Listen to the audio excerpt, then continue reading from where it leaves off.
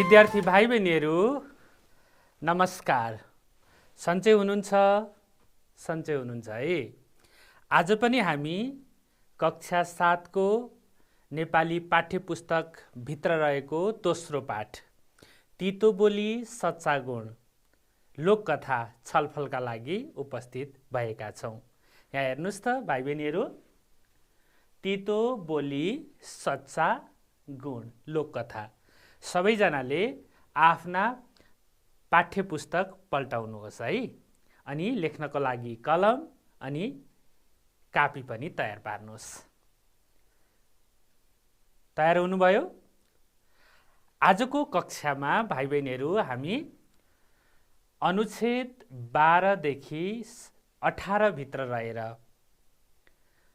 सस्वर वाचन, त्यसपछि शुद्धोच्चारण, शब्दार्थ, वाक्यमा प्रयोग र बोधात्मक प्रश्नोत्तर छलफल गर्नेछौँ। हामीले अघिल्लो कक्षामा अनुच्छेद 1 देखि 11 सम्म छलफल गरिसकेका छौँ। आज हामी अनुच्छेद 12 देखि 18 सम्म छलफल गर्नेछौँ। सबैजनाले आफ्नो पाठ्यपुस्तक पल्टाउनु भयो है। ल, अब हामी अघिल्लो कक्षामा छलफल गरेका कुराहरू एकपटक फेरि सम्झना गरौँ है त, छलफल गरौँ है त। अनुच्छेद 1 देखि 11 सम्म। यहाँ हेर्नुस् त भाइ बहिनीहरू, गाउँमा बुढाबुढी बस्नु, त्यसै गरेर बुढेसकाल भइसकेपछि उनीहरूले बलरामलाई जन्माउनु, बलराम हुर्की बढेपछि बडो धुमधामसँग बिहे गरिदिनु, ससुरालाई बुहारीको स्वभाव र बुद्धि जाँच गर्न मन लाग्नु, ससुराले बुहारीलाई तिम्रो बिहेमा हामीले कति खर्च गर्यौं भनेर प्रश्न सोध्नु, बुहारीले 2-3 माना चामल मात्र खर्च भयो होला भन्ने जवाफ दिनु, बुहारीको कुराले ससुरालाई रिस उठ्नु, ससुराले बुहारीलाई माइत पुर्याउने मनसुबा गर्नु, त्यसै गरेर भाइ बहिनीहरू बुहारीलाई माइत पुर्याउन ससुरा अगाडि लाग्नु, बुहारीले बाटामा भेटिएका मलामीसँग यो लास एउटा मात्र हो कि 100वटा भनेर सोध्नु, बुहारीको प्रश्न सुन्दा ससुरालाई बुहारीको मगज बिग्रिएको जस्तो लाग्नु, बुहारीले खेतमा काम गरिरहेका किसानसँग यो अन्न गएको सालको हो कि यही सालको हो भनेर पुनः प्रश्न सोध्नु, ससुरा बुहारीको मूर्ख चाला देखेर वाक्क हुनु। हामीले यसरी अनुच्छेद 1 देखि अनुच्छेद 11 भित्र रहेर यी विषयवस्तुहरू अघिल्ला कक्षामा छलफल गरेका थियौँ। आजको कक्षामा हामी अनुच्छेद 12 देखि 18 भित्र रहेर छलफल गर्नेछौँ। सबैजनाले पक्कै पनि आफ्नो पाठ्यपुस्तक पल्टाइसक्नुभयो। अब हामी सस्वर वाचनतर्फ अगाडि बढौँ। त्यहाँ हेर्नुहोस् त, अनि अनुच्छेद पनि गर्नुहोस् त, माथिदेखि 1, 2 गर्दै 12 मा पुग्नुहोस् त। पुग्नुभयो? ल, अब हामी छलफल गर्छौँ है त। तीतो बोली सच्चा गुण। राम विक्रम सिजापति, कथाकारको नाम है, राम विक्रम सिजापति। हामीले छलफल गरिसकेका छौँ चित्रको बारेमा अघिल्लो कक्षामा। यो चित्र पनि तपाईँहरूले हेर्न सक्नुहुनेछ। यहाँ चित्रमा अनि ससुरा अनि बुहारी, ससुरा र बुहारी चाहिँ जाँदैछन्। ससुराले बुहारीलाई माइत पुर्याउँदैछन् है। हामीले छलफल गरिसकेका छौँ। अब हामी सस्वर वाचनतर्फ अगाडि बढौँ।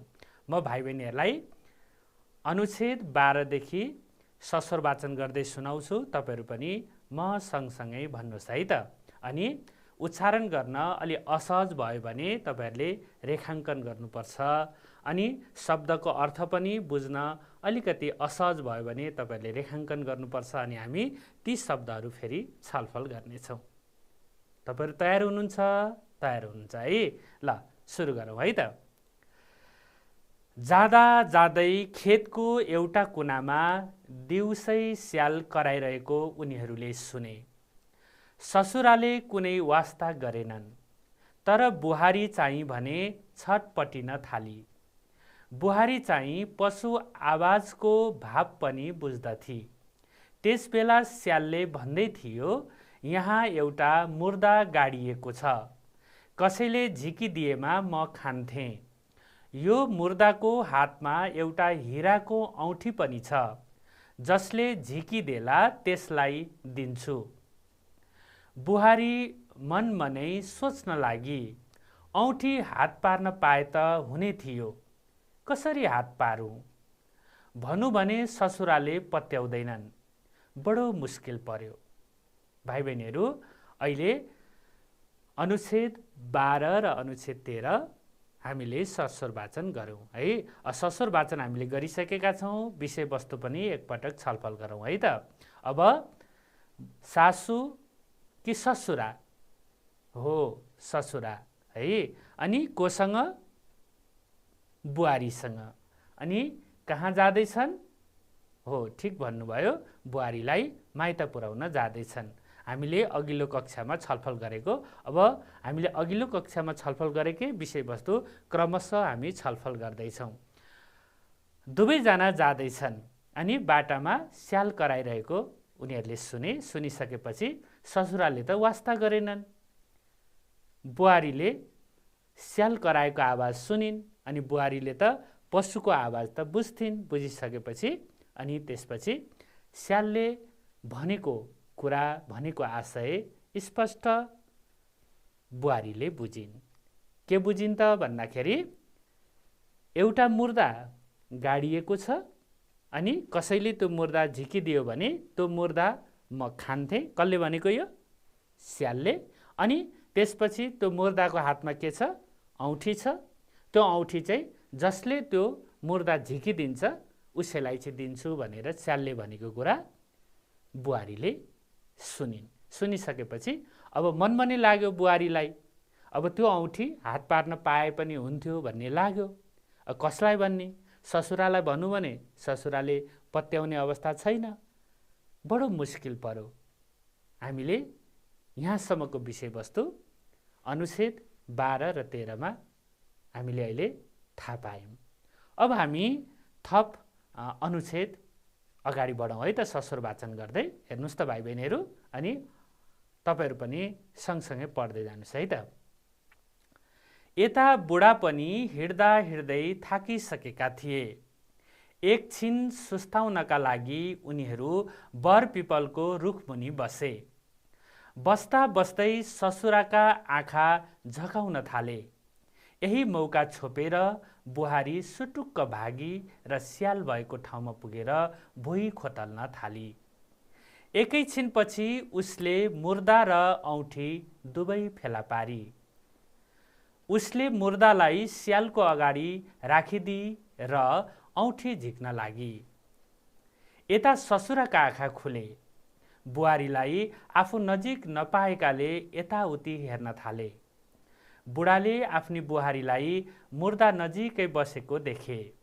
बुढा डराउँदै विचार गर्न लागे, ओहो, कस्ती बुहारी भेटेछु, मुर्दा नजिक बस्न पनि नडराउने, धत्तेरी कस्ती रहेछ, अब योसँग हिँड्न पनि भएन भन्ने विचारले बुहारीलाई नपर्खी बुढा अगाडि बढे। भाइ बहिनीहरू, अहिले हामीले छलफल गरेको अनुच्छेद 14 र अनुच्छेद 15। अब यहाँ हेर्नुहोस् त, विषयवस्तु तपाईँहरूले बुझिसक्नु भएको छ। अनि एकछिन को सुस्ताउन आँट्यो ससुरा। त्यही मौकामा बुहारी कहाँ जानु छ? हो, अघि त स्यालले भनेको छ। अनि स्याल भएको ठाउँमा पुग्नु छ। त्यसपछि भुइँ खोतल्नु छ, खोतलेर मुर्दा निकाल्नु छ। अनि ठिक अनुमान गर्नुभयो है। अनि के गर्नु छ? हो, औँठी फेला पार्नु छ। त्यसपछि नभन्दै बुहारीले स्याल भएको ठाउँमा गएर भुइँ खोतलेर अनि मुर्दा र औँठी दुवै फेला पारी। अब यता ससुराको पनि आँखा खोले, नजिकै बुहारी देखेनन् ससुराले। त्यसपछि यसो हेरे, बुहारी त मुर्दाको छेउमा, मृत शरीरको छेउमा। त्यसपछि ससुरालाई के लाग्यो, बुहारी कस्ती खालको फेला पारे मैले, कस्तो नडराएको, धत्तेरी। यी कुराहरू ससुराको मनमा आउन थाल्यो। त्यसपछि बुढा चाहिँ बुहारीलाई नपर्खिकन है, बुहारीलाई नपर्खिकन सरासर हिँड्न थाले। यहाँसम्म हामीले विषयवस्तु बोध गरिसकेका छौँ। अब त्यसपछि थप अनुच्छेद फेरि हामी ससुर वाचन गरौँ है त। ससुरा हिँडेको उसले टाढेबाट देखी, उनलाई भेट्टाउन दौडदै सँगसँगै हिँड्न थाली। हिँड्दा हिँड्दै झमक्क रात पर्यो र दुवै बास बसे। भोलिपल्ट बिहान सबेरै उनीहरू फेरि बाटो लागे। जाँदा जाँदै बाटामा उनीहरूले रुखको टुप्पामा बसेर एउटा काग कराइरहेको सुने। यसपल्ट पनि बुढाले केही थाहा पाएनन्, तर बुहारी चाहिँले भने कागको भाषा बुझिहाली। रुखमा बसेर काग कराइरहेको थियो। यो रुखमुनि दुईवटा घडा छन्। ती घडाभरि असर्फी छन्। घडाको मुखमा दहीको बोहता पनि छ। कसैले त्यो ठाउँ खनिदिए दही खान्थे, असर्फी चाहिँ दिन्थे। भाइ बहिनीहरू, अहिले हामीले अर्को अनुच्छेद पनि ससुर पठन गऱ्यौँ, ससुर वाचन गऱ्यौँ। अब यस अनुच्छेदभित्र हामीले कस्ता विषयवस्तुहरू फेला पार्यौँ त, कस्ता कथावस्तु हामीले फेला पार्यौँ त भन्न सक्नुहुन्छ? हो, सक्नुहुन्छ है। अब झमक्क रात पर्यो, दुवै बास बसे, अनि भोलिपल्ट फेरि उज्यालो भयो। उज्यालो भइसकेपछि फेरि बाटो लागे। यसरी जाँदा जाँदै रुखको टुप्पामा बसेर कराइरहेको कागको आवाज फेरि बुहारीले सुनिन्। सुनिसकेपछि कागले भन्न खोजेको मुख्य कुरा बुहारीले बुझिन् र बुझिसकेपछि फेरि बुहारीको ध्यान चाहिँ कागले भनेको कुरातर्फ गयो। कागले के भनेको थियो? रुखमुनि दुईवटा घडा छन् अनि ती घडाभरि असर्फी छन्। असर्फी छन् भन्ने सुन्ने बित्तिकै अब बुहारीको ध्यान चाहिँ अब त्यतै गयो। किनभने कागले के भनेको थियो? त्यहाँ दही छ बोहतामा, त्यो चाहिँ म खान्छु, अनि असर्फी छ, असर्फी चाहिँ म दिन्छु भनेको थियो। त्यो कुरा चाहिँ बुहारीले सुनेकी थिइन्। यसरी हामीले यस अनुच्छेदभित्रको कथा पनि हामीले बोध गरिसक्यौँ। अब हामी बाँकी अनुच्छेद फेरि छलफलतर्फ लागौँ। बुहारी झटपट रुखमुनि गई र खन्न थाली। अलिकति खनिसकेपछि उसले घडा देखी। कागले भने झैँ त्यस घडामा दहीका दुईटा बोहता पनि रहेछन्। दहीका बोहता कागलाई दिएर असर्फीको घडा आफूले लिई। बुहारीको करामतले यत्रो धन फेला परेकामा ससुरा दङ्ग परे। बुहारीले पनि कागको कुरा ससुरालाई भनी। यस्तै बाठी बुहारीलाई मूर्ख सम्झेकामा ससुरालाई पश्चाताप भयो। त्यसै बेला उनले माइत पुर्याउने विचार छोडेर दुवैजना घरतर्फ फर्के। भाइ बहिनीहरू, अब ससुराले बुहारीलाई माइत पुर्याउनुको सट्टा फेरि बुहारीलाई लिएर घरतिर फर्के। ससुरा किन फर्के त? उनलाई के थाहा भयो? बुहारी मूर्ख होइन, बुहारी बुद्धिमान हो। दङ्ग परेका छन् किनभने बुहारीले त धन फेला पारी। यी विषयवस्तु हामीले 17 र 18 है, 17औं अनि 18औं अनुच्छेदमा बुझ्यौँ। भाइ बहिनीहरू, अब हामी शब्द उच्चारण अभ्यासतर्फ अगाडि बढौँ। अघि हामीले छलफलका क्रममा भनेका थियौँ है, मैले भाइ बहिनीहरूलाई भनेको थिएँ उच्चारण गर्न अलिकति असहज भयो भने रेखाङ्कन गर्नुपर्छ भनेको थिएँ। अब हामी उच्चारण अभ्यासतर्फ अगाडि बढ्छौँ। भाइ बहिनीहरू, शब्द उच्चारण गर्दाखेरि सासको एक झोक्कालाई एक अक्षर मानेर उच्चारण गर्नुपर्छ। यहाँ हेर्नुहोस् त, कलम भन्ने शब्द छ। कलम हामीले लेख्दाखेरि कलम लेख्छौँ अनि हामीले उच्चारण गर्दा चाहिँ क अनि लम एकैचोटि उच्चारण गर्छौँ। सासको एक झोक्कालाई एक अक्षर मान्नुपर्छ। यसरी हामीले शब्द उच्चारण अभ्यास गर्नुपर्छ। जस्तै बुहारी भन्ने शब्द छ भने भाइ बहिनीहरू बुहारी भयो। अब हामीले यसलाई बु अनि हा अनि री हामी रस्सो उच्चारण गर्छौँ भाइ बहिनीहरू। यसरी हामीले शब्द उच्चारणका अभ्यासहरू पनि गर्नुपर्छ। म तपाईहरूलाई शब्द उच्चारण अभ्यास गराउँदैछु है त। तपाईहरू तयार हुनुहुन्छ? तयार हुनुहुन्छ है त? भाइ बहिनीहरू यो शब्द हेर्नुहोस् त। यो शब्द हो औँठी। औँठी यसलाई यहाँ पनि राखौँ है भाइ बहिनीहरू। ल त्यसै गरेर अर्को शब्द पनि हेर्नुहोस् त। अर्को शब्द ल उच्चारण गर्नुहोस् त। सँग सँगै। सँग सँगै यसरी हामीले उच्चारण गर्छौँ। यसलाई पनि यहाँ राखौँ है। त्यसै गरेर भाइ बहिनीहरू त्यसै गरेर अर्को शब्द छ यहाँ हेर्नुहोस् त। हो ठाउँ। ठाउँ ल यसलाई पनि यहाँ राखौँ है। त्यसै गरेर भाइ बहिनीहरू अर्को शब्द छ यहाँ हेर्नुहोस् त। अर्को शब्द यहाँ हेर्नुहोस् त। उच्चारण गर्नुहोस् त। हो अफ्ठ्यारो। अफ्ठ्यारो ल यसलाई पनि यहाँ राखौँ है त। ल त्यसै गरेर भाइ बहिनीहरू अर्को शब्द पनि हेरौँ त। अर्को शब्द पनि हेर्नुहोस् त यहाँ धत्तेरी। धत्तेरी हो ल यसलाई पनि हामीले यहाँ राखौँ है। ल त्यसै गरेर अर्को शब्द चाहिँ यहाँ हेर्नुहोस् त। अर्को शब्द पश्चाताप। पश्चाताप हो यसरी हामीले उच्चारण गर्नुपर्छ। यसलाई पनि यहाँ राखौँ। ल भाइ बहिनीहरू अब यहाँ हेर्नुहोस् त। ल उच्चारण गर्नुहोस् है एकपटक। औँठी सँगसँगै ठाउँ अप्ठ्यारो धत्तेरी पश्चाताप यसरी हामीले उच्चारण अभ्यास पनि गर्नुपर्छ। भाइ बहिनीहरू अब हामी श्रुति लेखनतर्फ अगाडि बढौँ है त। ल तपाईहरु तयार हुनुहुन्छ? तयार हुनुहुन्छ है।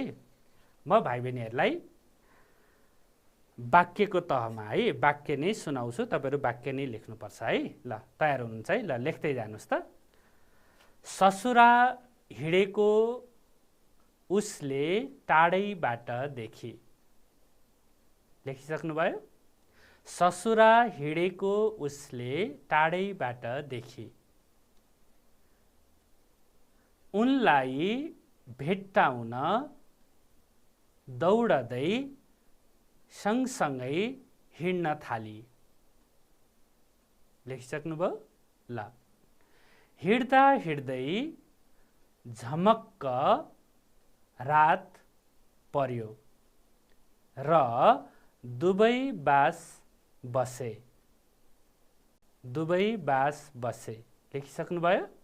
ल त्यसै गरेर भोलिपल्ट बिहान सबेरै उनीहरू फेरि बाटो लागे। ल एकपटक फेरि हेर्नुस् त। ससुरा हिँडेको उसले टाढैबाट देखी। उनलाई भेट्टाउन दौडदै सँगसँगै हिँड्न थाली। हिँड्दा हिँड्दै झमक्क रात पर्यो र दुवै बास बसे।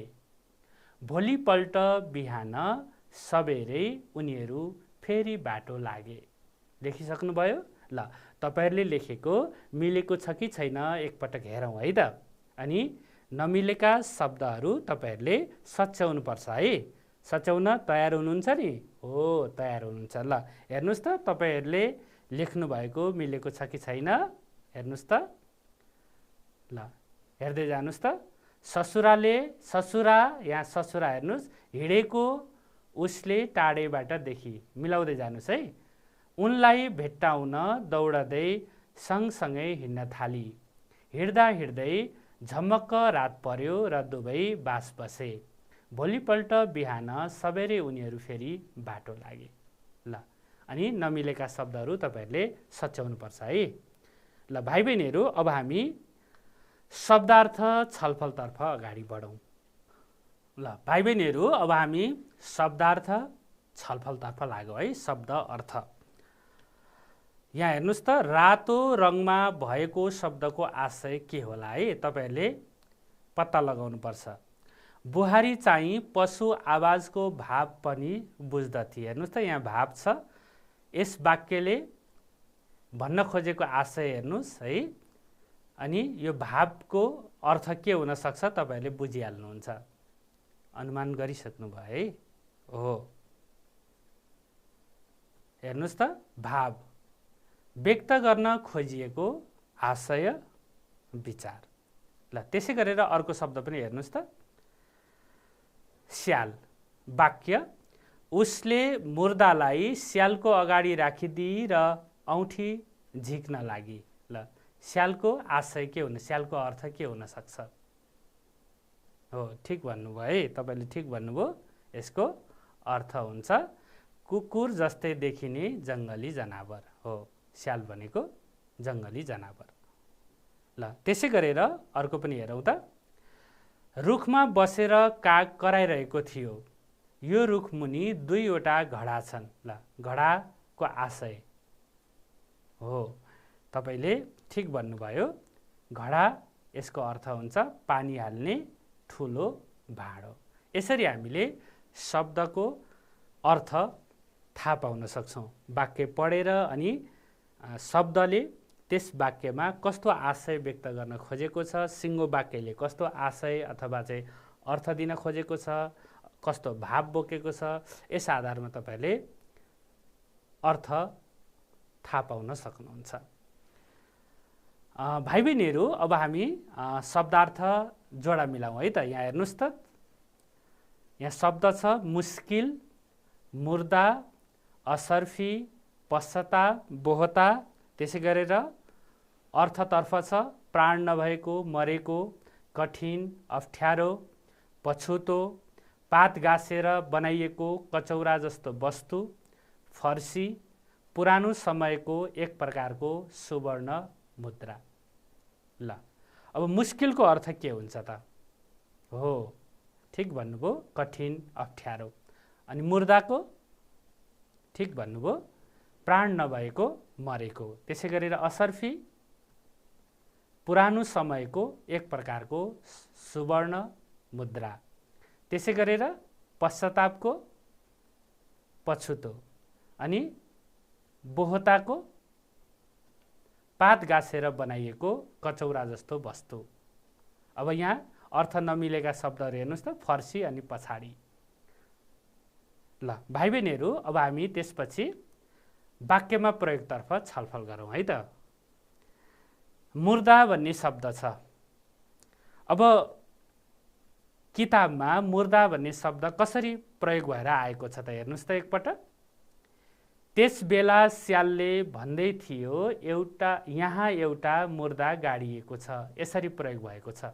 तपाईहरूले मौलिक वाक्य बनाउन सक्नुहुन्छ। हो ल हेर्नुहोस् त, म अलिकति सजिलो बनाइदिन्छु है तपाईँहरूलाई। वाक्यमा प्रयोग, मलामी मुर्दालाई लिएर आर्यघाट आउँदै थिए, मृत शरीर है, लास। यसरी हामीले वाक्य बनाउन सक्छौँ। तपाईँहरूले पनि आफ्नै खालको मौलिक वाक्य बनाउन सक्नुहुनेछ। त्यसै गरेर अर्को शब्द हेरौँ त भाइ बहिनीहरू, मुस्किल।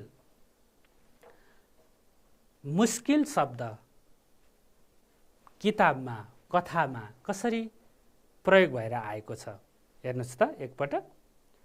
भनौँ भने ससुराले पत्याउँदैनन्, बडो मुस्किल पर्यो है, बडो मुस्किल पर्यो, कस्तो अप्ठ्यारो। हेर्नुहोस् त, त्यो आशयमा छ।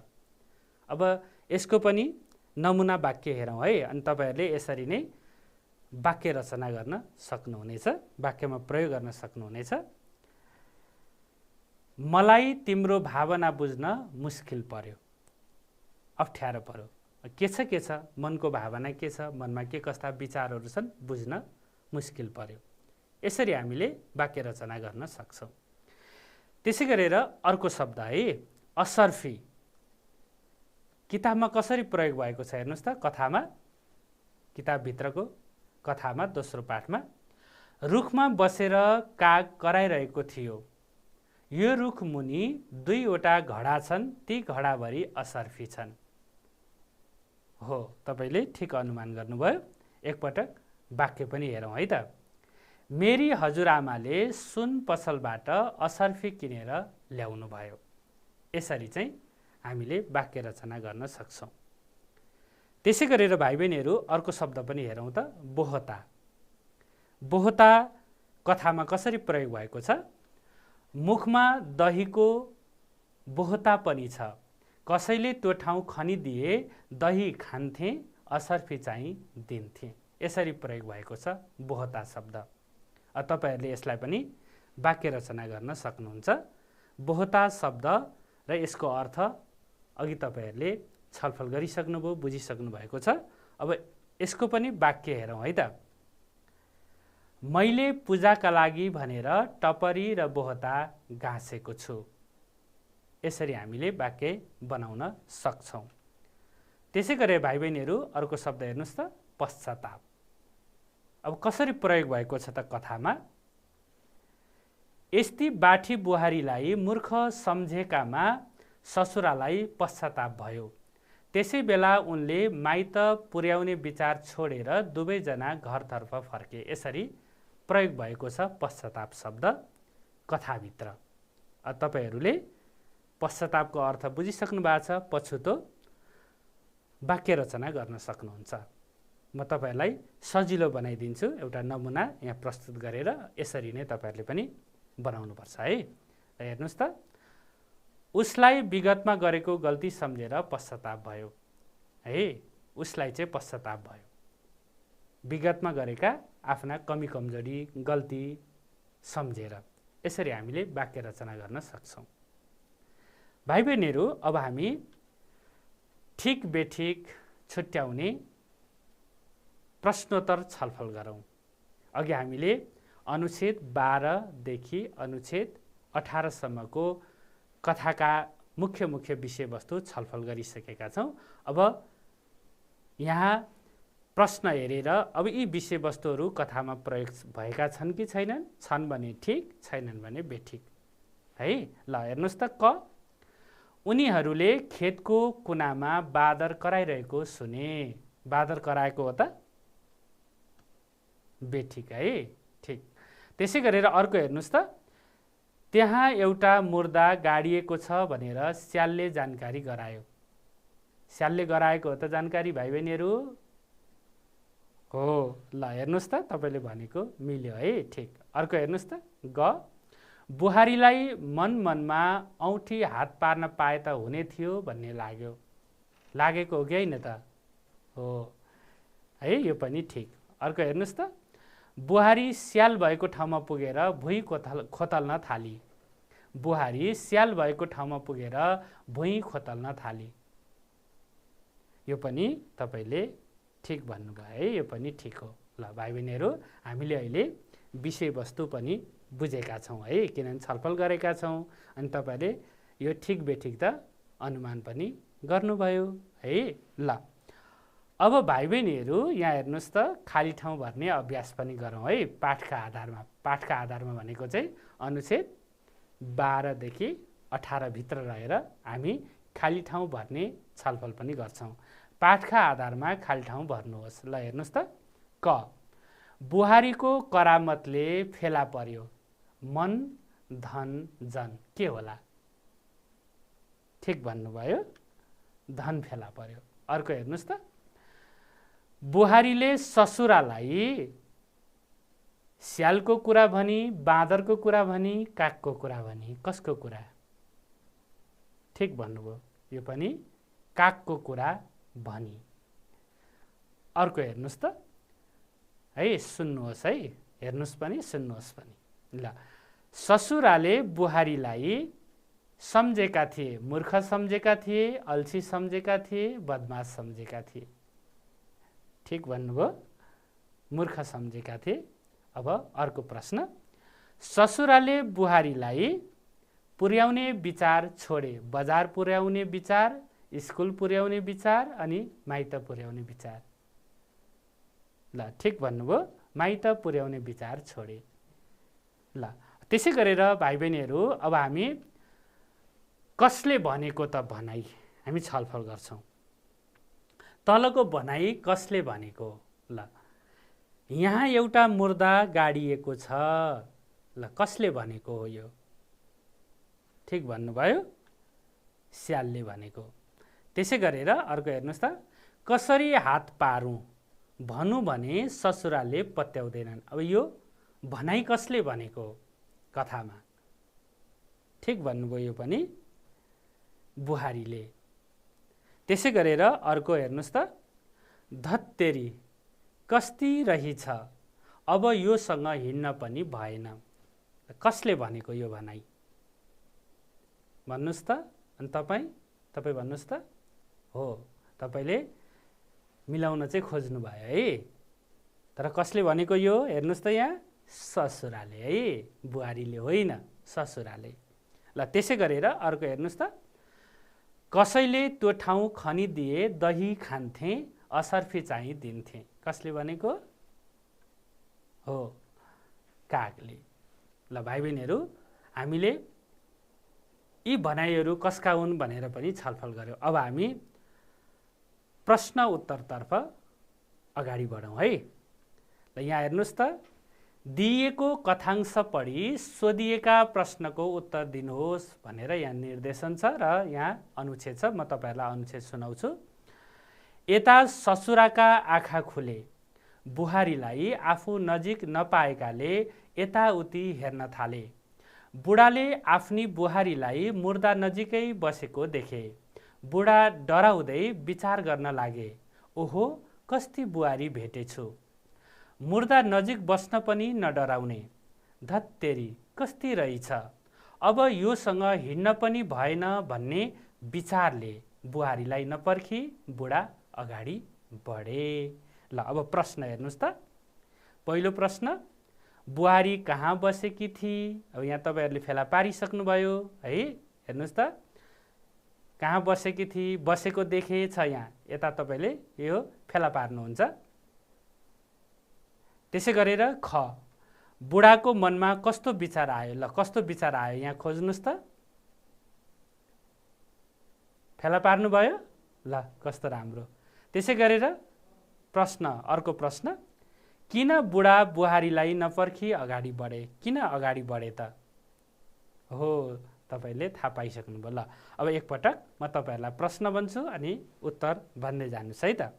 ल, पहिलो प्रश्न छ, बुहारी कहाँ बसेकी थिई? हो, ठिक भन्नुभयो, बुहारी मुर्दा नजिकै बसेकी थिई। ल, अर्को प्रश्न, बुढाको मनमा कस्तो विचार आयो? ठिक भन्नुभयो, बुढाको मनमा मुर्दा नजिक बस्न नडराउने कस्ती बुहारी भेटेछु भन्ने विचार आयो। त्यसै गरेर अर्को प्रश्न, किन बुढा बुहारीलाई नपर्खी अगाडि बढे? ल, यो पनि तपाईँहरूले सही भन्नुभयो, बुहारी मुर्दाका नजिक बसेकीले उसलाई नपर्खी अगाडि बढे। भाइ बहिनीहरू, आजको कक्षामा हामीले अनुच्छेद 12 र 18 है, 12 देखि 18 सम्मका कथाहरू, कथावस्तु है हामीले छलफल गर्यौँ। ती अनुच्छेदभित्र रहेका केही शब्दको उच्चारण अभ्यास पनि गर्यौँ अनि शब्दको अर्थ, त्यसपछि वाक्य रचनाका अभ्यासहरू पनि छलफल गर्यौँ। त्यसपछि हामीले कथाका विषयवस्तुहरू बुझ्ने तरिकाले प्रश्न उत्तर हामीले गर्यौँ। कुन वाक्य ठिक, कुन वाक्य बेठिक, त्यो पनि हामीले छलफल गऱ्यौँ। अनि कुन शब्द राख्दाखेरि वाक्य चाहिँ मिल्दछ पाठका आधारमा त्यो पनि हामीले छलफल गऱ्यौँ। आजको कक्षा हामी यहीँ टुङ्ग्याउँछौँ। बाँकी विषयवस्तु अर्को कक्षामा हामी छलफल गर्ने नै छौँ। मलाई पनि बिदा दिनुहोस्। नमस्कार।